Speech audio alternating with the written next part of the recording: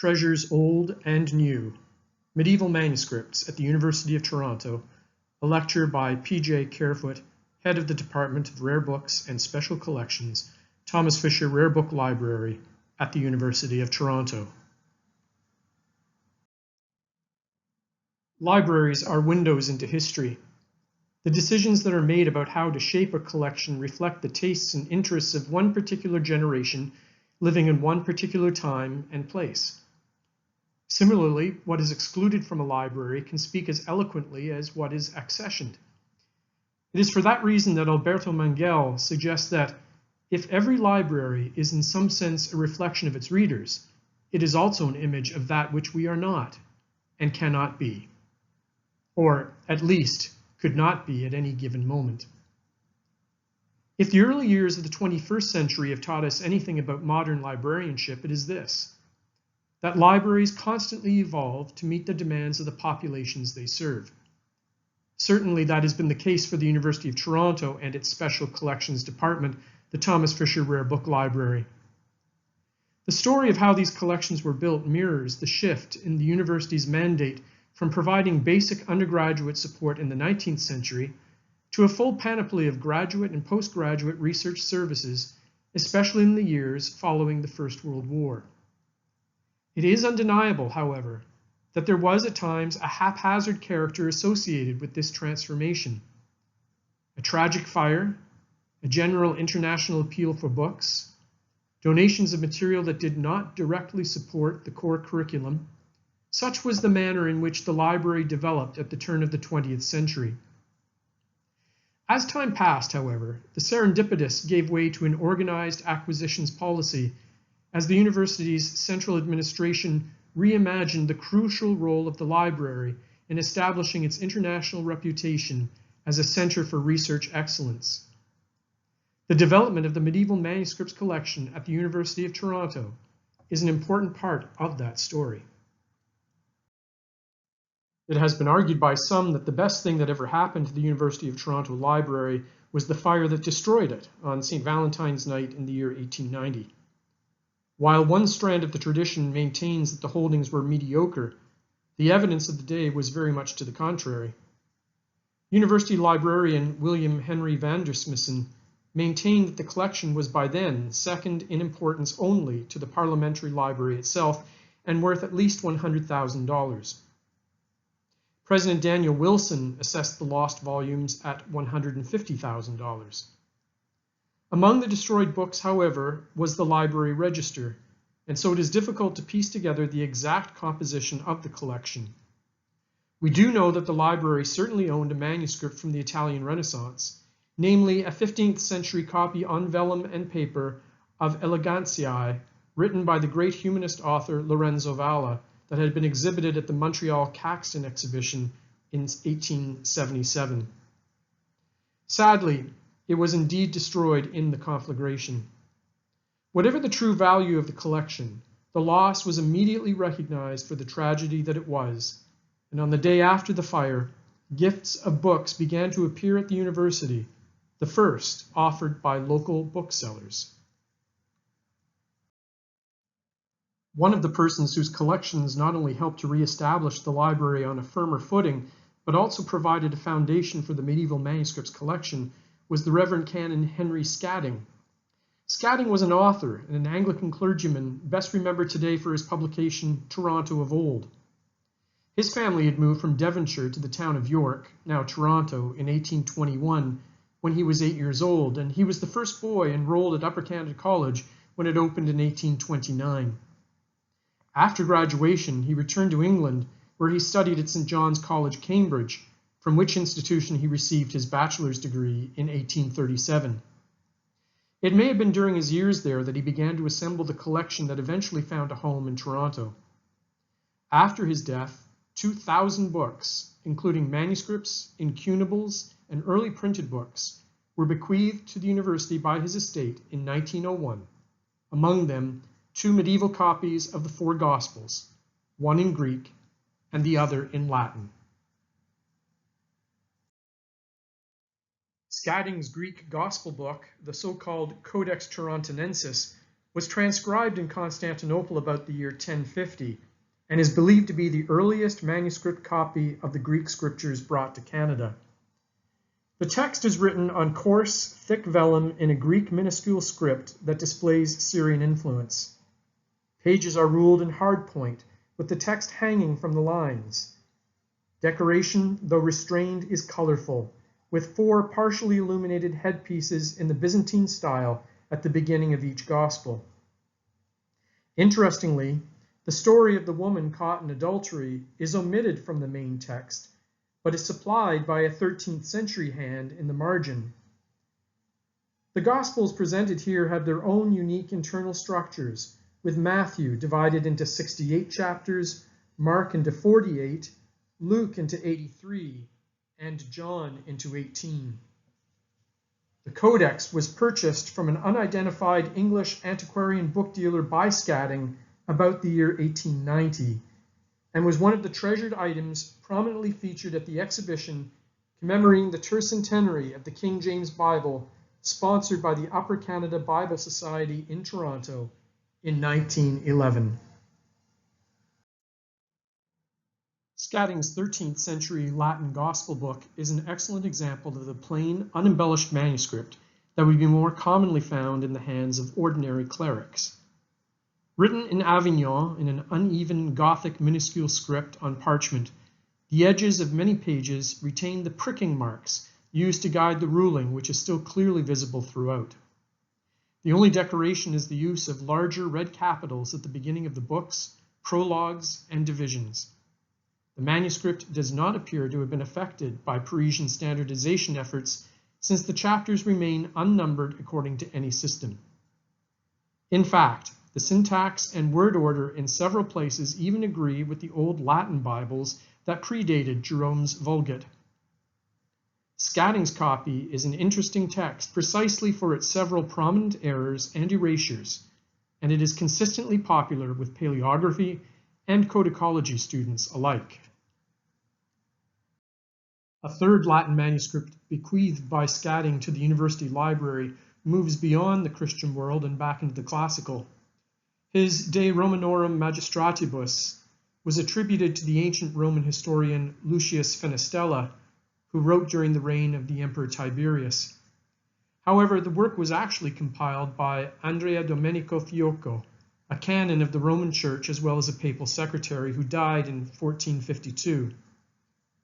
The 15th century hand of the manuscript clearly establishes it as a humanist document, and once again offers opportunities for students to examine the transition from the Gothic that was occurring in Italy throughout that century.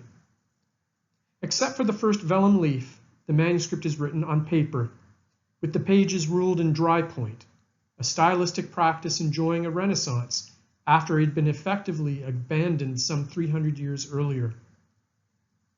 The book is housed in a contemporary stamped leather binding over wooden boards with remains of clasps, which makes it a favorite for book history students interested in the evolution of binding styles. The addition of these books to the collections during the early years of the library's recovery, together with somewhat later manuscripts from Scatting's collections, such as Michael Riccius's De Regibus Hispaniae Siciliae of 1503, and the anonymous Jardin de la Vierge of about 1525, should not be misconstrued. Their presence is more indicative of the antiquarian interests of one specific donor, rather than marking the start of any purposeful trend. Medieval and Renaissance manuscripts clearly did not yet figure prominently in the consciousness of those responsible for collection development at the turn of the 20th century at the University of Toronto.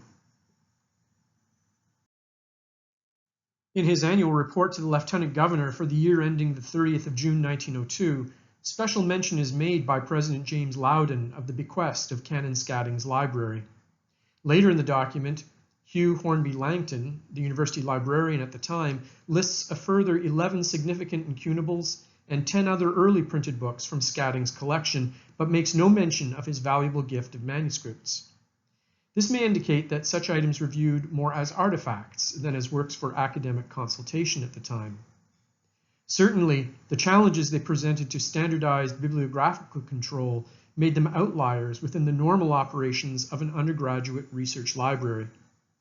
In addition, there seemed little academic reason to increase the number of medieval manuscripts in the university library's holdings in the first half of the 20th century, even after the establishment of the School of Graduate Studies in 1922. Course calendars from the year that the school was established list no medieval history being taught at the graduate level at all. That same year, first-year undergraduates could select an introductory course on the subject, while second-year students were offered the Middle Ages, a general study of medieval society and an outline of the principal movements of the period. But there were no similar courses for third and fourth-year students. It is not until 1961 that two specialized graduate courses in the field first appear: Europe, the Age of Transition 1350 to 1450, and the Age of Wycliffe. It was only with the establishment of the Center for Medieval Studies in 1963 that a broad range of courses was finally featured. Given that the academic need was still modest, it is perhaps not surprising that the development of a medieval manuscript collection at the University of Toronto remained a very slow process, something to which the surviving accession books bear witness. To a certain extent, the presence of the Pontifical Institute of Medieval Studies on the edge of the campus may help explain this situation. Although legally separate, the Pontifical Institute nonetheless collaborated with the School of Graduate Studies in offering some courses, a factor which may have lessened any sense of urgency about strengthening the university's own medieval holdings.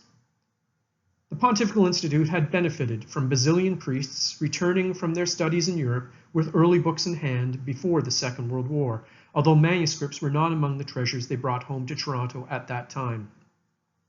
In 1929, when the Institute had been founded, St. Michael's College made a gift of 2,000 titles, including monographs, periodicals, and reference works, to support the research needs of the new academic community.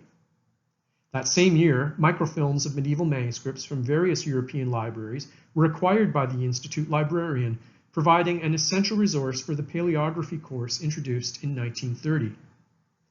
10 years later, 60,000 folios of reproduced manuscripts were available for student and seminar use, an important archival record of the many books that would be destroyed in the fires of the Second World War. Throughout the 1960s, the Pontifical Institute microfilm collection continued to expand, together with the introduction of a picture slide library, particularly geared towards the study of medieval art and architecture.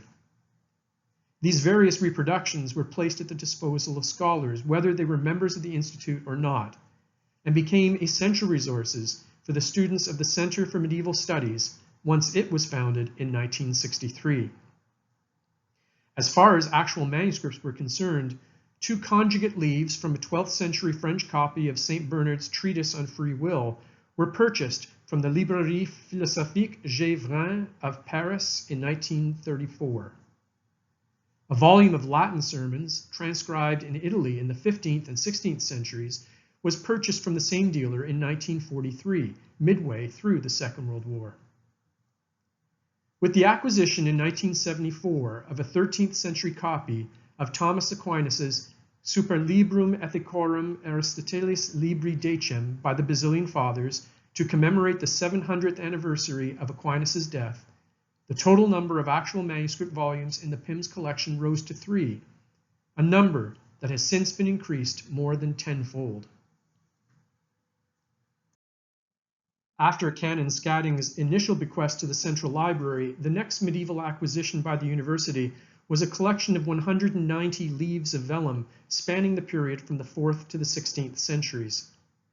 It would appear to have been intended as a paleographical resource for the growing history department and was perhaps intended to supplement the microfilms housed at the Pontifical Institute.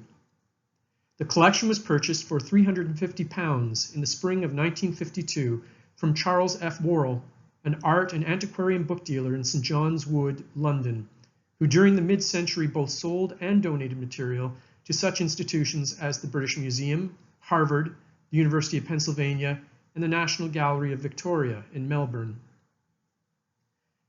The collection still provides an abundance of exemplars for students being introduced to the mysteries of uncial and semi-uncial writing, fine initials, minuscule hands, and even some early Coptic Greek texts. The collection was originally housed in what was prosaically called the art room cupboard in the chief librarian's office, where it remained with the earlier scatting volumes for 3 more years.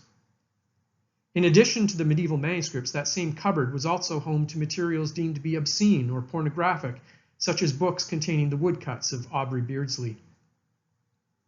Its classification in the library catalogue makes it abundantly clear that medieval manuscript material was still viewed principally as artifactual, rather than as textual, as late as the 1950s.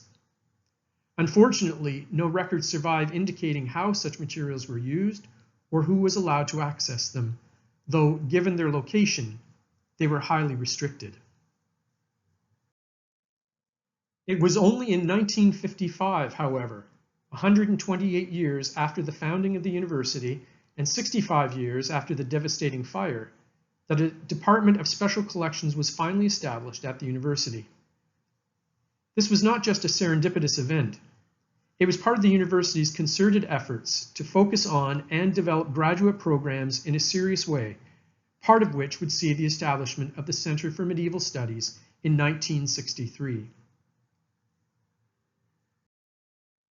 That same year, Marion Brown, the first head of Special Collections, examined the medieval manuscripts then housed at the Royal Ontario Museum at the request of Robert Blackburn, Chief Librarian of the University of Toronto.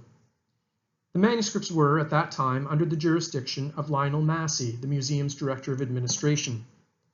Brown's initial report to him and to the Chief Librarian, made after what she describes as a rather quick survey on the 26th of March, noted that, quote, "There is a very considerable amount of older and definitely valuable material which cannot be taken care of properly in the existing library quarters because of lack of humidity controls, temperature controls, and proper bookcases," close quote. She observed that the vellum leaves of 2 manuscripts were curling, owing to a lack of moisture and heat fluctuations. Some items were apparently on display, but were mounted in a way that, quote, "There is no allowance for expansion or contraction of the vellum as moisture and heat conditions change within the case," close quote. Her report is a call to arms of sorts, describing really beautiful bindings that, quote, "are deteriorating both as a result of dryness and lack of sufficient staff to oil and care for them." She describes leaves of an early Aldine edition that have been attacked by dry rot, and covers not properly supporting large manuscripts because they are housed improperly.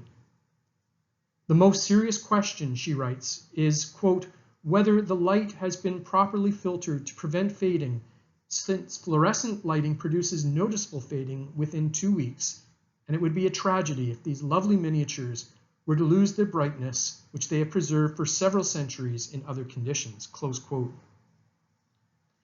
Miss Brown's report then goes on to identify particular manuscript items in the museum's collections that would be of considerable value to the university, particularly in the realm of Italian rime, as well as early printed Bibles, alchemical works, and incunables which, quote, "would certainly have a much wider use if they were in the central collection," close quote.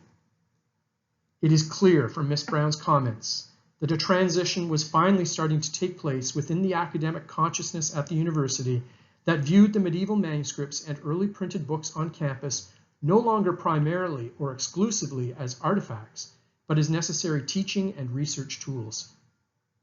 She ends her report by saying that they would indeed be useful for those, quote, "who are interested in the development of printing," close quote, foreshadowing the evolution of a book history program that eventually took place in the final years of the 20th century. The museum's response to the Brown report was unusually swift. On 2nd of April 1963, Massey wrote to Claude Bissell, president of the university, expressing the opinion that it, quote, "would be advantageous to the museum and its staff if the ROM library were to become a branch of the university's central library system." He also confirmed that he shared Miss Brown's concerns for the care of the medieval manuscripts then housed at the museum, admitting, quote, "We are not in a position here to look after these library treasures adequately, and they are deteriorating at an alarming rate," close quote.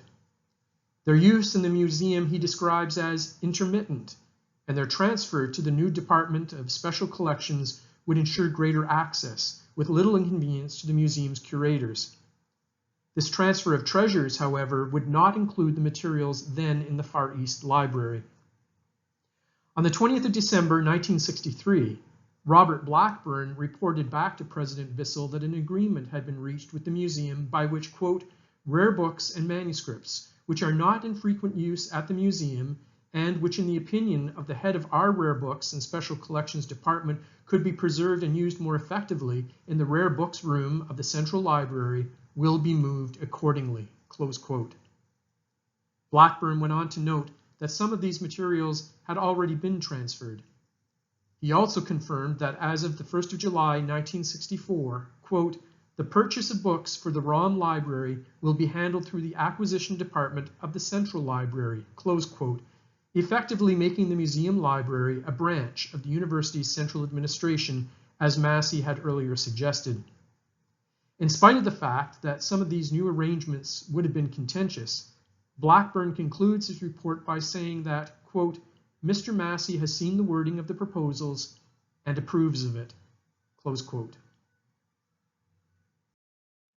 The various reports, negotiations, and decisions concerning the final disposition of medieval manuscripts between the Royal Ontario Museum and the University of Toronto must be understood against the politics of the day.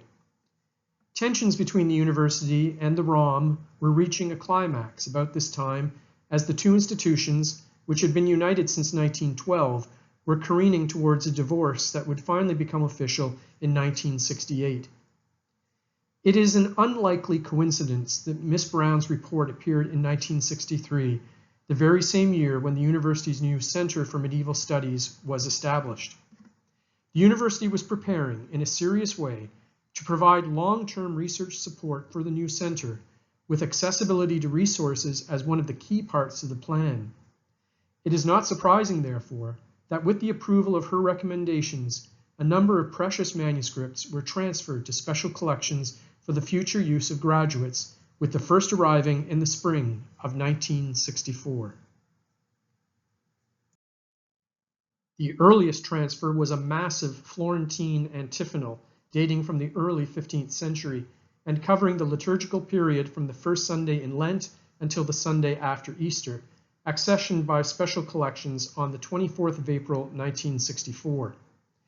It is a book that has both delighted the public and puzzled scholars ever since. Bound in relatively contemporaneous, thick oak boards, probably not the originals, the scanty remains of the leather coverings are still visible, with the board's edges protected by fiercely ragged metal pieces that have done damage to more than one librarian over the years. Two of the original four bosses remain, as does evidence of clasps. If the binding is interesting, the interior leaves are even more so, and not simply owing to the beauty of the Gregorian chant notation and Gothic liturgical script finely inscribed on the pages. The original, fairly simple Lombardic initials, as seen on the left, are almost everywhere overlaid by florid, Rococo-style illuminated initials, many of which are inhabited by identified Florentine musicians such as Francesco Landini, Andrea de Servi, Lorenzo Mazzini, Girardellis de Florencia, Nicolaus Propositi de Perugia, Vincenzo da Rimini, and Antonio Zaccara da Teramo.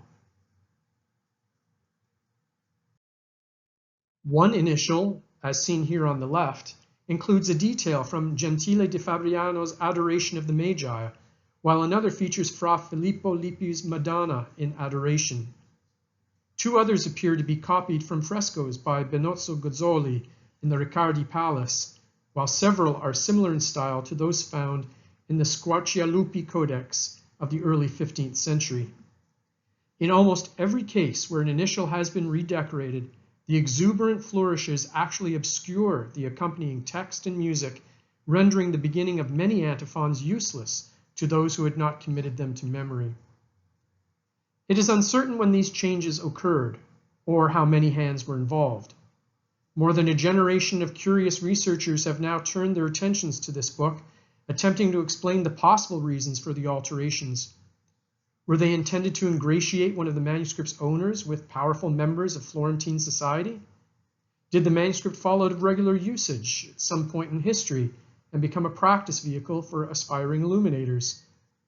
Scholars continue to struggle with this intriguing volume, while the public, for completely different reasons, are simply struck by its anachronistic elegance.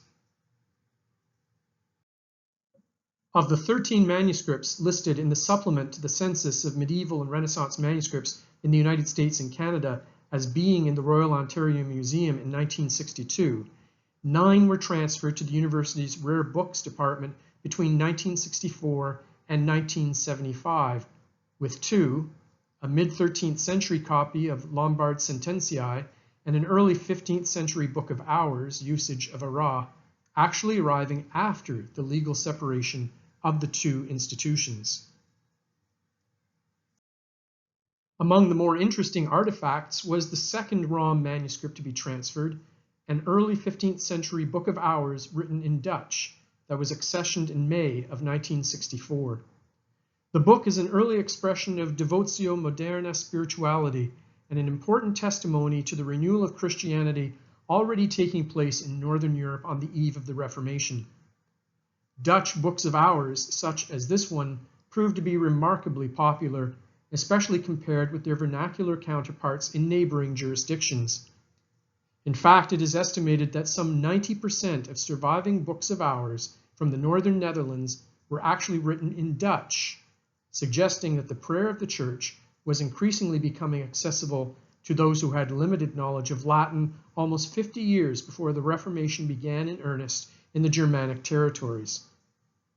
This late medieval manuscript is regularly consulted not only by scholars and students from the Religious Studies Department, but also by those from the Center for Reformation and Renaissance Studies, History, and Modern Languages.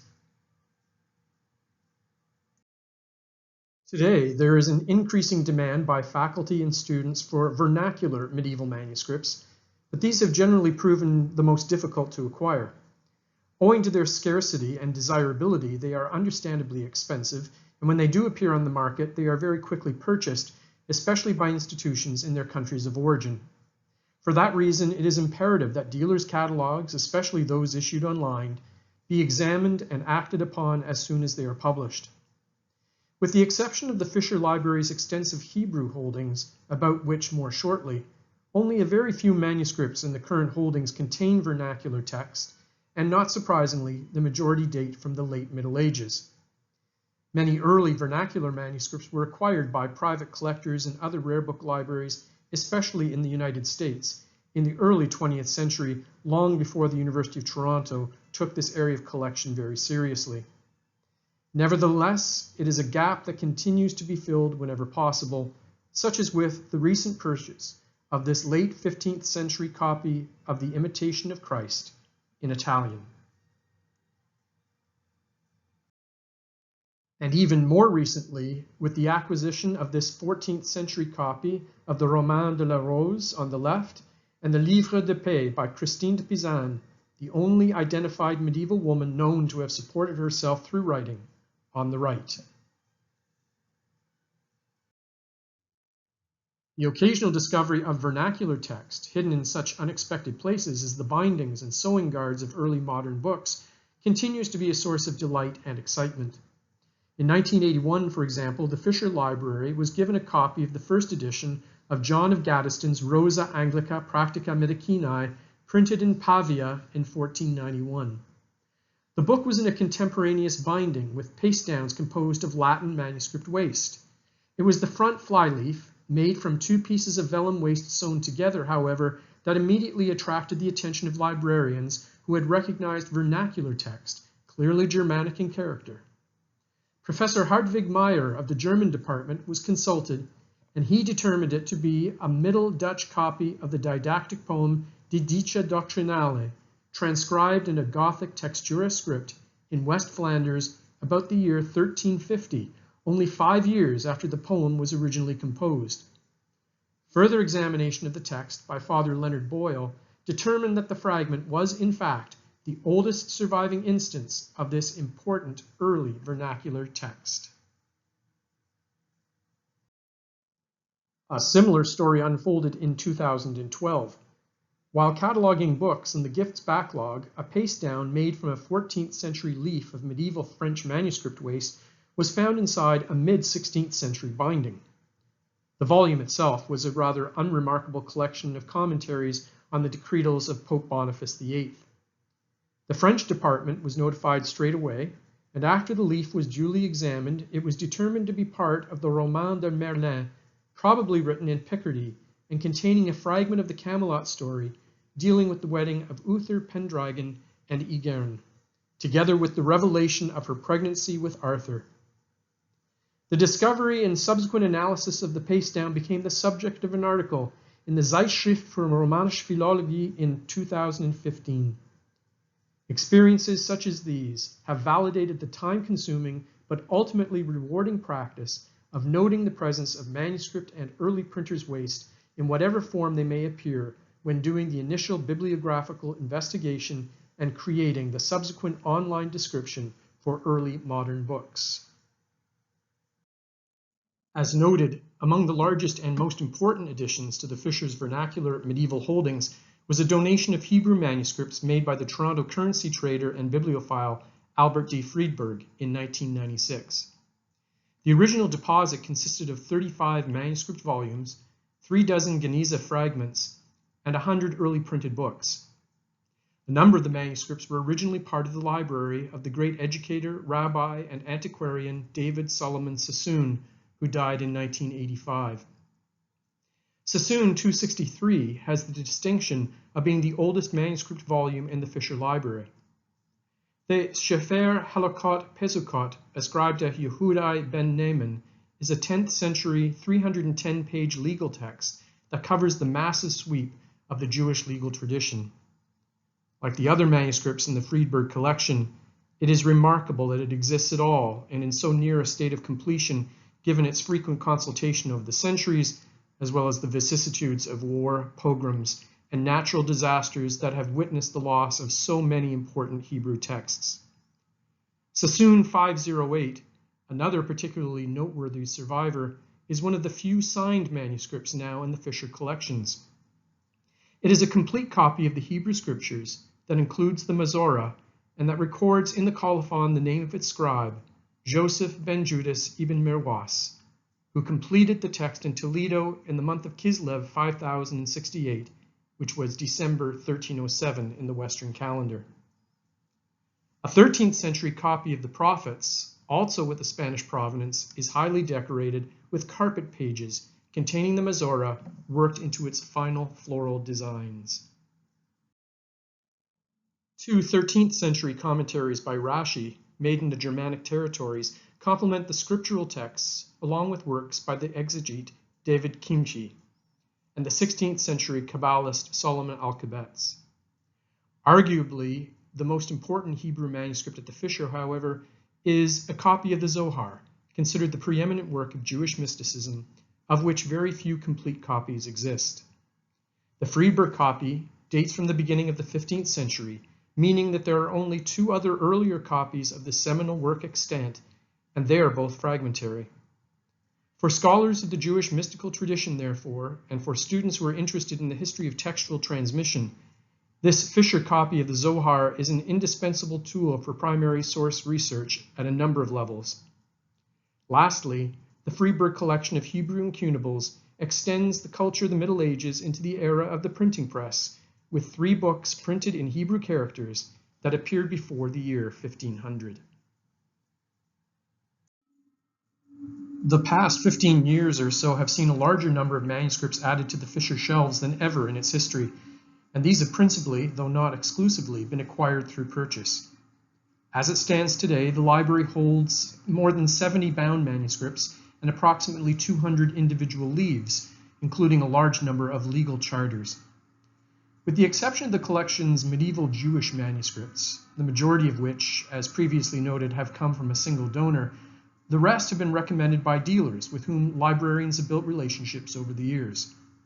Regular discussions with them, both in person and through written communication, have helped vendors formulate a profile for the library and identify the areas of particular interest. While funding may not always be immediately available when a particular manuscript of interest becomes available, it has become the practice to record the title on a wish list, to which the librarians return at the end of the fiscal year, when so-called one-time only purchases become more feasible. Despite the recent decline in the purchasing power of the Canadian dollar, the administration of the Central Library has become increasingly active in making these significant purchases of materials from the Middle Ages a recognition of the fact that the expansion of the university's medieval collections remains one of its most important objectives. Currently, the process for developing the university's medieval manuscript collections begins with an identification of the lacunae that still exist. The rationale for selection is largely driven by how the faculty use the library's materials in their courses, as well as in their own personal research. In the past, manuscripts were most frequently consulted by students in three core subject areas: medieval codicology, Latin paleography, and medieval liturgy, all sponsored by the Center for Medieval Studies. In order to supply materials that complement classroom instruction in these courses, it has been imperative to select contemporary manuscript books that display a variety of national book hands across the time period from the 12th to the 15th centuries, with an eye to the more obscure wherever possible. Some hands, like the Beneventan, for example, still prove to be elusive. Transitional hands are particularly important to acquire, especially those dating from the 11th and early 12th centuries, as well as humanist hands that reflect the transition from the Gothic. Codicology students are, of course, always interested in books housed in contemporary medieval bindings, which, not surprisingly, are very difficult to locate after 700 or 800 years of use. Spines and hinges are the most difficult to preserve, and for the few that still do retain them, the question of what degree of intervention on their behalf is required by members of the library's conservation staff remains a point open to debate. Introducing 21st century materials into 700-year-old books may, on the one hand, decrease their value. On the other hand, lack of intervention may see the books withdrawn from use. Invariably, restrictions on access to several books in such contemporary bindings has become an unfortunate necessity. At the same time, however, the library has also intentionally bought manuscripts that would otherwise be considered defective in recent years, precisely because they are missing spine covers, clasps, leather coverings, and ornaments, for example. Such manuscripts have proven to be excellent teaching resources, since they provide researchers with the opportunity to examine typical quire and sewing structures, binding techniques, and methods of leather tooling and stamping in a medieval book without damaging it further. Being less desirable in the marketplace, they also have the added advantage of being less expensive. For the liturgy class, antiphonaries, matins lectionaries, a missal, and gradual have been added to the Fisher's already strong collection of books of hours and breviaries. Contrary to its normal practice, the library recently acquired an illuminated French book of hours from the mid-15th century as an example of a more deluxe manifestation of that genre. This purchase was somewhat unusual, since preference is generally given to the acquisition of ordinary text manuscripts rather than the more obviously luxurious ones, not just because of the cost, but also because the latter are not typical of the common books from the Middle Ages that students and faculty are most interested in studying. Fine art is the only department at the university that would directly benefit from a more routine acquisition of illuminated and decorated manuscripts. To meet its needs, facsimiles of some of the more sumptuous manuscripts currently preserved in the great European libraries and produced according to the highest standards of modern digital technology continue to be purchased and are added to special collections rather than housed in the open stacks of the Central Library. Such exact facsimiles not only reproduce the texts, but the artifact as well, with careful attention given to every aspect of the original's materiality. The selection process is also informed by the fact that we wish to avoid overuse of any single manuscript year after year, simply because it is one of the few that demonstrates a particular hand, for example, or a mise-en-page style. Fisher's copy of Peter Lombard's Sententiae, seen here, executed in England or France about the year 1250, is a particularly popular book with faculty and students owing to its interesting layout, as well as the number of contemporary annotations found throughout. For those who are interested in the transmission and interpretation of text, this book is a perfect exemplar. The problem, however, is that manuscripts like these become subject to wear after 2 generations of students have examined them closely. 15 years ago, the plain 19th century binding on the Sententiae was tight and could only be held open with the use of book weights. Today, it opens easily without any resistance at all. The time may come when its use will have to be restricted. Ideally, more manuscripts like it should be added to the library's holdings. Beyond the traditional disciplines of Latin codicology and paleography, the medieval manuscripts in the collection are finding new uses and purposes owing to the growth of the book history program at the University of Toronto. Students in this undergraduate and graduate discipline are approaching the medieval manuscript from a slightly different perspective than those who came before them. They are turning to the collection in order to understand the material, cultural, and theoretical aspects of medieval books within the context of the society that produced them, but also to understand the implications, both for then and now, of the multiple aspects of the creation, transmission, and reception of the written word. They are encouraged to approach manuscripts as artifacts that are part of a continuum reaching down to the Kindle, Kobo, and iPad. The result of their interaction with the Fisher manuscripts can at times be surprising and even startling.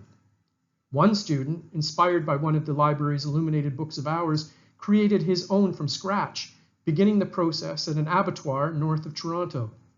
There he acquired the carcass of a sheep and, following medieval practices, made parchment in his own backyard. The result was a beautifully bound, original work of art. Another student, like so many other scholars before her, puzzled over the Fisher's previously mentioned Florentine antiphonal. Knowing how it had been used, and perhaps abused, over time, she made a new medieval manuscript as part of her final assignment in the course. Using George Michael's song Careless Whispers as her text, rather than one of the church's antiphons, she offered her own homage to the manuscript's medieval past, as well as its later, some might argue, indiscriminate and injudicious use. In such cases, students learned about the process of manuscript creation firsthand, while simultaneously discovering the parallels and possibilities for communication in the 21st century. Another patron of the library, Sylvia Patak, is a graphic artist whose medium is fabric art. She took several of the manuscripts as inspiration for an exhibition entitled Commentary that matched her stitching with the books that had inspired it, earning for the library the Catherine Keyes Lieb and Daniel J. Lieb American Book Prize's Current Exhibition Catalog Award for 2005. There is no effort on Patak's part to reproduce the text faithfully. What she offers instead is an impression of the medieval manuscript in cloth and thread. All of this is to demonstrate that whatever the library's original intentions may have been when acquiring medieval manuscripts, they do not always match the imaginations of their users. Looking towards the future, there are several challenges that the library faces in any quest to expand and develop its medieval holdings. Unfortunately, as previously noted, restrictions may become increasingly necessary in order to preserve the integrity of overused volumes. Their preservation will be partially assisted by ongoing digitization projects, although at present, a suitable preservation infrastructure and a user-centered interface for access are still under development. For those interested in the materiality of these artifacts, of course, this is no solution at all. In addition, the generally high cost of these manuscripts, combined with the fluctuation in the Canadian dollar, will test both the library's commitment and its resources. For that reason, it will be all the more essential that due diligence be done on the part of library staff to justify why one particular manuscript is more desirable than a less expensive one, explaining what need it supplies in the current collections, and what its acquisition means to the reputation of the university itself.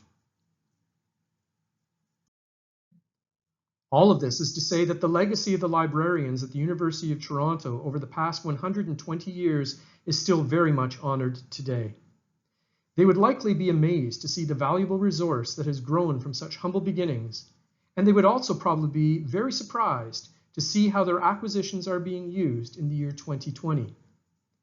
But we are certainly grateful for their foresight that has brought the University of Toronto in general, and the Thomas Fisher Rare Book Library in particular, to the position in which it finds itself today.